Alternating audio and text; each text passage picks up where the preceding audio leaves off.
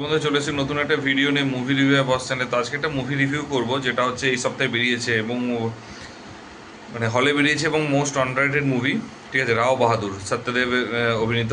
তো সত্যদেব অভিনীত, এর আগে আমি বলে দিচ্ছি এই মানুষটার হচ্ছে আমরা একটা সিনেমা দেখেছিলাম। আমি সিরিয়াসলি বলছি, তার আগে আমি জানতাম না, তার আগে বহু সাইড একটা দেখেছিলাম, বাট আমি you can call me AP, ঠিক আছে, অঞ্জলি পুত্র, ঠিক আছে।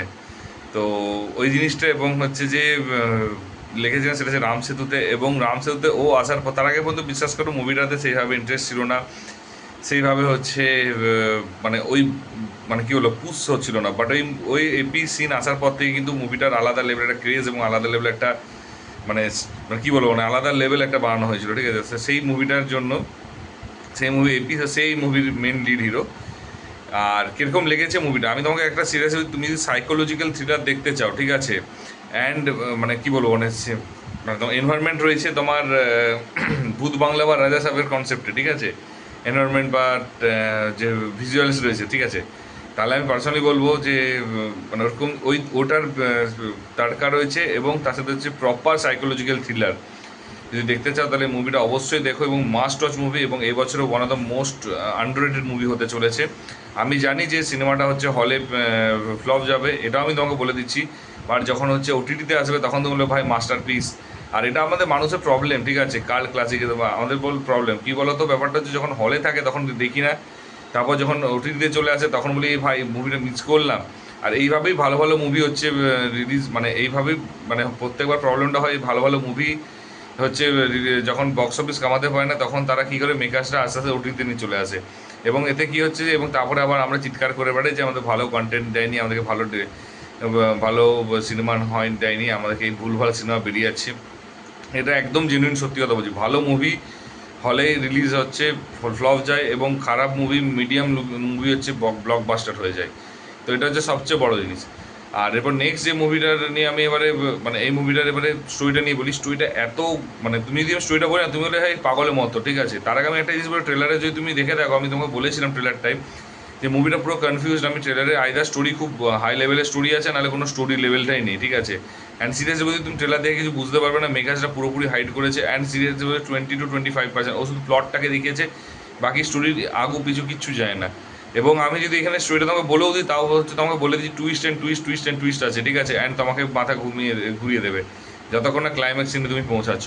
তো স্টোরিটা হচ্ছে ফার্স্টেই হচ্ছে রাও বাহাদুর মানে বেসিক্যালি একটা পুরনো মহলে থাকে এবং ঘরের মধ্যে সে চার দেওয়ালের মাঝখানে যে সে বন্দি থাকে, তার কারণটা হচ্ছে তার মধ্যে একটা তার স্বপ্নে হচ্ছে একটা ছেলে আসে, এবং সেই ছেলেটা হচ্ছে ছেলেটার কাছে সে ক্ষমা চাইবে, তার কারণ ছেলেটার ভয় সে থাকে, এবং ছেলেটার কাছে কী করে ক্ষমা চাইবে সেটা নিয়ে সে ভাবতে ভাবতে তার মানে ওই ভয় ভয় থাকে। এবং সেটা কিন্তু ইমাজিনারি নয়, সেটার ছবিও কিন্তু ঘরের দেওয়ালে টাঙানো আছে। এবং তারপরে যে কীভাবে হচ্ছে মানে কী মানে কীভাবে হচ্ছে ক্ষমা চাইতে পারবে কি পারবে না, বা কেনই বা ক্ষমা চাইতে যাবে, কী ভুল করেছে, সেই সমস্ত জিনিসগুলো জানতে গেলে তাহলে হচ্ছে মুভিটা দেখতে হবে। এবং তার মাঝখানে একটা টুইস্ট আছে, সেটা হচ্ছে রাজার ঠিক পাশের ঘরেই হচ্ছে রাজার ঠিক পাশের ঘরে হচ্ছে একটা ঘরে যার বাইরে থেকে আওয়াজ শোনা যায়, বাইরে থেকে আওয়াজ শুনতে পাওয়া যায় কিন্তু ভেতরে কোনো কিছু নেই। এবারে সেটাই হচ্ছে ব্যাপার যে ওখানে কে আছে, এবং সমস্ত জিনিসটা হচ্ছে এত সুন্দর টুইস্ট অ্যান্ড টার্নস, এত সুন্দর মাথা ঘোরানোর একটা সিনেমা, তোমার না দেখলে তুমি বুঝতে পারবে না। মুভিটা পজিটিভ দিক নেগেটিভ দিক, পজিটিভ দিক প্রচুর আছে, নেগেটিভ দিক অল্প আছে, নেই বলে বলবো না, অল্প আছে। ফার্স্ট পজিটিভ দিক হচ্ছে সিনেমাটার স্টোরি এত সুন্দর বানানো, এত কমপ্লেক্সভাবে বানিয়েছে, কমপ্লেক্স এবং ইন্টারেস্টিংভাবে বানিয়েছে। সিরিয়াসলি বলতে স্টোরি রাইটারকে একটা তার আগে বাহবা দিতে হবে, তার কারণ এত এত সুন্দরভাবে বানিয়ে লিখেছে, এত সুন্দরভাবে করেছে। মানে স্টোরিটা সিরিয়াসলি বলতে তুমি যদি দেখো বুঝতে পারো স্টোরিটা সিরিয়াসলি একটা আলাদা মানে তেজ আছে, আলাদা স্টাইল আছে, ঠিক আছে। তো স্টোরির দিক থেকে আমি পার্সোনালি বলবো, এবং স্টোরিটা কোয়ালিটি আছে। ফার্স্ট পজিটিভ পয়েন্ট হচ্ছে এটা। সেকেন্ড পজিটিভ পয়েন্ট হচ্ছে মুভিটার মধ্যে, সেটা হচ্ছে যে ডিরেকশান। দেখো স্টোরিটা ভালো হয়েছে, আমি আবারও বলেছি স্টোরি ভালো হয়েছে, সমস্ত কিছু ভালো হয়েছে, কিন্তু তোমার হচ্ছে যদি ডিরেক্টর খারাপ হয় তাহলে সব কিছু খারাপ হয়েছে, ঠিক যেমন নাগবান্দামের মতো হয়েছে কেসটা।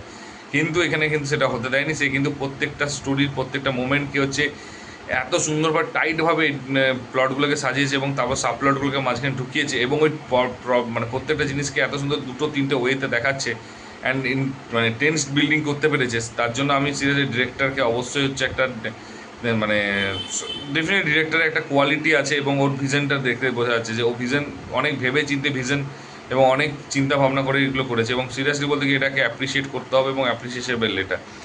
এরপরে গেলে সেকেন্ড পজিটিভ পয়েন্ট গেল, ঠিক আছে। থার্ড পজিটিভ পয়েন্ট হচ্ছে সত্যদেবের পারফরমেন্স এবং বাকি যে পারফরমেন্স রয়েছে। সিরিয়াসলি বলছি, সত্যদেব ভাইয়ের পারফরমেন্স হয়তো অস্কার উইনিং হয়নি, তার কারণ হচ্ছে অলওয়েজ সতলাজের মতো মুভি আমি বিশ্বাস করো যে পারফরমেন্স দেখে নিয়েছি তো সত্যদেব, বাট আমি বলছি সাইকোলজিক্যাল থ্রিলারে কিন্তু সত্যদেব যদি হিসাবে দেখা হয় তাহলে কিন্তু এই মুভিটা কিন্তু ওর পারফরমেন্স দারুণ। এবং সত্যদেবের পারফরমেন্স আমি বলছি মানে ওর লেভেল অনুযায়ী, ঠিক আছে, যে এত সুন্দর কাজ করেছে এবং বড় বড় অ্যাক্টাররাও হচ্ছে দেখে লজ্জা পাবে, এত সুন্দর এত পারফেকশনভাবে কাজ করেছে, এত সুন্দরভাবে পুরো একদম রাও বাহাদুরকে একদম মানে নিজের মধ্যে ইনহেরিট করে নিয়েছে, ঠিক আছে। এতটা ডেডিকেশন, এতটা সুন্দর পারফরমেন্স, সে এক্সপ্রেশন তো মানে এক্সপ্রেশন হোক, ভয় হোক, বা তোমার হচ্ছে চিন্তা হোক, বা তোমার হচ্ছে রাজার ব্যাপারটা থাকে, এবং সেই জিনিসের প্রত্যেকটা জিনিস হচ্ছে একদম এক্সিলেন্ট গ্র্যাব করেছে এবং এক্সিলেন্ট পারফরমেন্স দিয়েছে। এবং তারপরে পরবর্তী যে মানে পার্শ্ব চরিত্রগুলো যেগুলো রয়েছে তারাও কিন্তু এটা বলবো না যে খারাপ পারফরমেন্স, স্ক্রিন প্রেজেন্স কম দিয়েছে, বাট তাদের পারফরমেন্স হচ্ছে যে যতটুকু দিয়েছে ততটুকুই কিন্তু মানে সেটুকুর মধ্যে এরা কিন্তু কাঁপিয়ে দিয়েছে এবং ততটাই হচ্ছে অ্যাপ্রিসিয়েট করবে এবং তুমি ভালো লাগবে, মানে প্রত্যেকে এফেক্টিভ পারফরমেন্স দিয়েছে এবং জেনুইন পারফরমেন্স দিয়েছে এবং কোনো ওভার দ্য টপ পারফরমেন্স দেয়নি, দারুণ পারফরমেন্স দিয়েছে। নেক্সট পজিটিভ পয়েন্টটা হচ্ছে বিজিএম। দেখো প্রত্যেকটা যে টেন্স বিল্ডিং বা ওই চিন্তা বা সাইকোলজিক্যাল থ্রিলারে না একটা মিউজিক বিশাল বড় ম্যাটার করে, তো মিউজিকটাকে এত সুন্দরভাবে বানিয়েছে এবং এত সুন্দরভাবে ডিজাইন করেছে এবং এক্সিকিউট করেছে, প্রত্যেকটা সিনকে একটা করে মানে বিল্ড আপ দিচ্ছে একটা করে স্টেপ, শুধুমাত্র বেসিক্যালি মিউজিকের উপর বেস করে।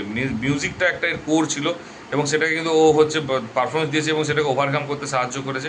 অ্যান্ড যেটা হচ্ছে মানে তোমাকে বললাম তো, মিউজিকটা একটা আলাদা লেভেল, একটা আলাদা জনারে একটা তুলেছে, যেটা কিন্তু খুব ভালো লেগেছে এবং আমার আমার পার্সোনালি খুব ভালো লেগেছে মিউজিকের কোয়ালিটি অনুযায়ী। এবার হচ্ছে সিনেমাটোগ্রাফি, কালার গ্রেডিং।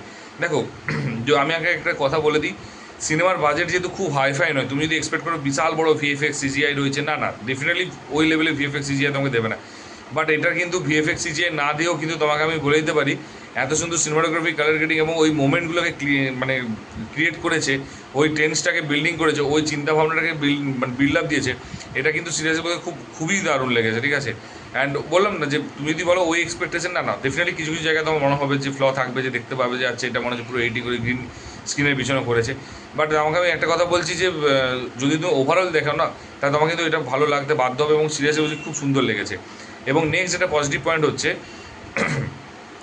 তোমার যে মানে দেখো অ্যাকচুয়ালি কী বলতো, সাইকোলজিক্যাল থ্রিলার যেহেতু রয়েছে, একটা ভূতের ব্যাপার রয়েছে, তো এইখানে হচ্ছে সমস্ত কিছু যেগুলো রয়েছে না মানে কখন মানে এত তাড়াতাড়ি করে মানে স্পিড আপ করছে অ্যান্ড এত তাড়াতাড়ি করে তোমার মুভ করছে, কোনো সাইকোলজিক্যাল দেখাচ্ছে, কোনো টেনশন দেখাচ্ছে, কোনো ভূতের দেখাচ্ছে, তো বিভৎস মানে তুমি না মানে এন্টারটেন হবে অ্যান্ড প্রত্যেকটা মুহূর্তে তুমি মানে সিটে বসে থাকতে বাধ্য হবে, গ্রিপিং মুভমেন্ট থাকবে, ঠিক আছে। প্রত্যেকটা মুভমেন্ট তুমি এনজয় করে ফিল করবে। এই যে প্রত্যেকটা যে ট্রুপগুলোকে ইউজ করেছে, প্রত্যেকটা এলিমেন্টগুলোকে পারফেক্টলিভাবে ইউজ করেছে। দেখো এটা ফার্স্টেই ক্রেডিট দেবো ডিরেক্টরকে, কারণ এটা ডিরেক্টরের জন্যই হয়েছে। অ্যান্ড বললাম না ফার্স্টে আপলোডগুলো প্রত্যেকটা জিনিসকে এক্স্যাক্টলি ল্যান্ড করেছে, এর ফলে এটা আরও বেশি ইন্টারেস্ট লেগেছে এবং আরও বেশি সুন্দর হয়েছে এবং আরও বেশি ভালো লাগছে। তারপরে যেটা আসছে সেটা হচ্ছে ক্লাইম্যাক্স, যেটা হচ্ছে এই মুভির হচ্ছে মেন ভিলেন, মানে ভিলেন ইন দ্য সেন্স মানে দারুণ লেগেছে, ঠিক আছে। ক্লাইম্যাক্স সিনটা এত সুন্দর করে তাদেরকে বিল্ড আপ দিয়েছে, এত সুন্দর করে ওটাকে বানিয়েছে, স্টোরিটাকে এত সুন্দর করে ওটাকে মানে এক্সিকিউট করেছে। অ্যান্ড তুমি যদি মানে ক্লাইম্যাক্স যদি না দেখো, ক্লাইম্যাক্স যদি মিস করে যাও, তাহলে পুরো মুভিটা তুমি মিস করবে। তার কারণ পুরো মুভিটার স্টোরির যে টুইস্টটা রয়েছে সেটা তুমি ক্লাইম্যাক্সে দেখতে পাবে।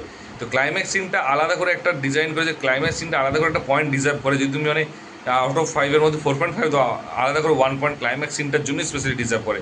তার কারণ ক্লাইম্যাক্স সিনটা এত সুন্দর করে well executed and well perform যেটাকে বলে, এবং সমস্ত কিছু যখন মানে পিক চলে যায় না, মানে ক্লাইম্যাক্স সিনের সমস্ত কিছু পিক, যে স্টোরি হোক, ডিরেকশন হোক, এডিটিং হোক, বা তোমার মিউজিক হোক, কালার গ্রেডিং হোক, বা পারফরমেন্স হোক, প্রত্যেকটা পিকে চলে গেছে, ঠিক আছে। মানে এতটাই রয়েছে, মানে সব কিছু একসাথে পিক চলে যায়, বুঝতে তো একদম সবার উপরে চলে যাবে, তো সেই জিনিসটা ক্লাইম্যাক্স সিনে দেখিয়েছে। অ্যান্ড সিরিয়াসলি বলতে ওইটা দারুণ লেগেছে, ঠিক আছে। অ্যান্ড তারপরে হচ্ছে দেখো এই গেলো পজিটিভ দিক, এবার নেগেটিভ দিক। দেখো নেগেটিভ দিক বেসিক্যালি খুব বেশি নেগেটিভ নেই।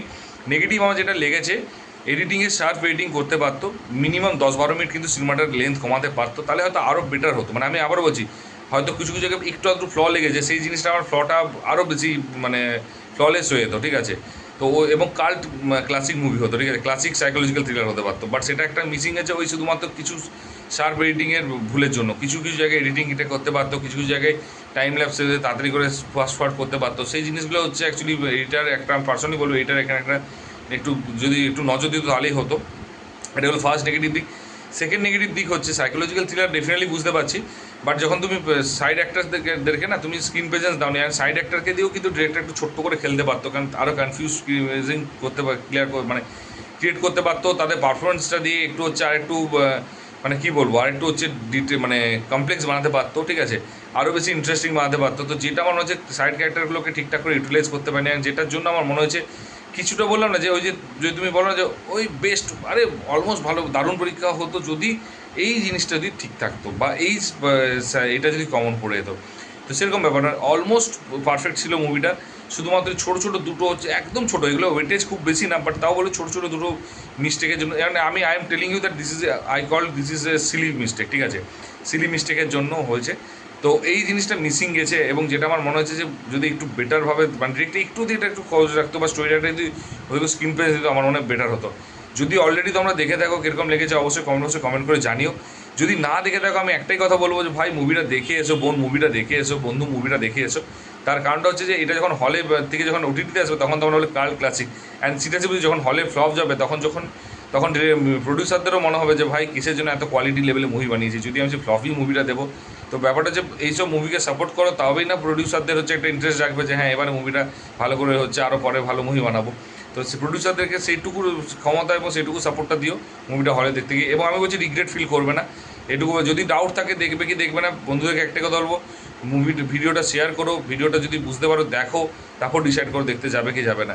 আর যদি ভিডিওটা ভালো লেগে থাকে তাহলে বন্ধুদের অবশ্যই কিন্তু শেয়ার করে লাইক কমেন্ট করতে কিন্তু ভুলবে না, এবং এইসব মুভি শেয়ার করো মানে ভিডিও, কারণ একটা কথা কি এইসব মুভি যে সাপোর্ট দরকার, এইসব মুভি বক্স অফিস করলে আরও নেক্সট টাইম ভালো মুভি দেখতে পাবে, ভালো প্রডিউসার ডিরেক্টর অ্যাক্টররা আরও ভালো বেটার মুভি গিফট করবে তোমাদেরকে, এবং তখন কিন্তু মানে আমাদেরই ভালো লাগবে as a movie reviewer, as a movie লাভারদের জন্য। তো যাই হোক এটুকুই বলা যাচ্ছে, যদি চ্যানেলে নতুন হতো অবশ্যই কিন্তু সাবস্ক্রাইব করে দেয়, এবং এই টাইপের ভিডিও এইভাবে আননোন যে মুভিগুলো হয়তো খুব কম মানুষই রিভিউ করে, সেই মুভিগুলো হচ্ছে কিন্তু আমি রিভিউ করি, অ্যান্ড সেটা এই জন্যই বলবো ওয়ান স্টপ। অ্যাটলিস্ট আমার কাছে খবরটা যদি সাবস্ক্রাইব করে রাখো, অ্যাটলিস্ট মুভিটার নামটা জানতে পারবে। আমার ভিডিও নাই দেখো, অ্যাটলিস্ট জানতে তো পারবে, নোটিফিকেশন বেল আইকনটি বেঁধে দেবে। দেখা হচ্ছে পরের ভিডিওতে, ভালো থেকো, take care, tata, bye by.